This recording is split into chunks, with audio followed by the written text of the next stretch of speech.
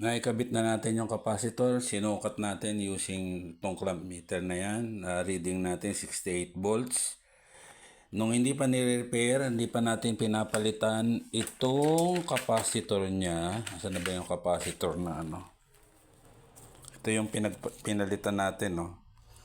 Na. Tapos, bali ito yung pinalitan natin. Bumili lang tayo, piso lang isa niyan, 1 peso. So, umokay na yung charger. Ngayon, assembling tayo. Ito, sa output, ito yung sa input, ito yung main plug. Oh. Bali, itong screw na to, tri-point o Y-type. Oh. Bumili pa tayo nitong special tools na to. 78 pesos para lang ma-open yung cover na yan. So, may special tools na ako pang open ng mga charger. Yan. Basta maliliit na bagay. Okay na siya. Ngayon magte-testing tayo maya-maya pag na-assemble na.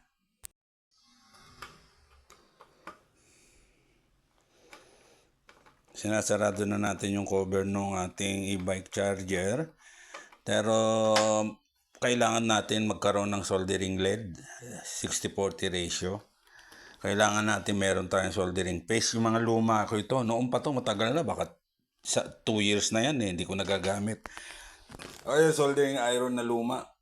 60 watts ang ginamit natin. Mamaya, testing na tayo. Ayan, 59.2. Nung hindi pa natin nare-repair yung charger na yan, ang reading lang dito nasa 50, hirap pa. Tapos, laging naka-green. Ang ngayon, nung nalagyan na natin ang capacitor, na-repair na natin, at saka hindi pala tumatakbo yung blower pan nito. Ngayon, umiikot na yung blower pan, no? Ayan, dinig nyo. Ngayon, ang ano ko naman dito, hindi na siya nag-green. Pero hindi siya umiilaw ng pula. Hindi ko alam ang characteristics nito. Pero so parang observation ko okay kasi talagang hindi siya magi-green dahil ang purpose ng green na ilaw na yon. Pag nag-green na siya, ibig sabihin fully charged na yung baterya mo. Pwede mo na hugutin itong charger. Kung may ilaw man to na red, baka pundido. Or talagang ang ilaw niya lang na to ay green lang. So ngayon, ang output niya dito, 59. Saka dati nung hindi pa to nare-repair, hanggang ano lang yata speed nito, 25, 30 eh. 35 lang eh. Ngayon pag tinrottle ko, maabot ng, naka-stand, umaabot ng 50. So, tingnan natin. Ang charger, medyo warm. Dati malamig na malamig. Diba? Ito yung baterya. Okay naman, hindi nag-iinit yung baterya. Ito yung fuse niya.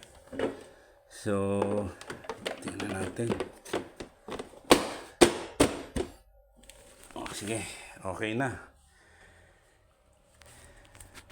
Update na lang uli sa development. Fully charge ko lang. Tapos saka natin gamitin. Saka tayo mag-update ng testing natin kung anong kinalabasan.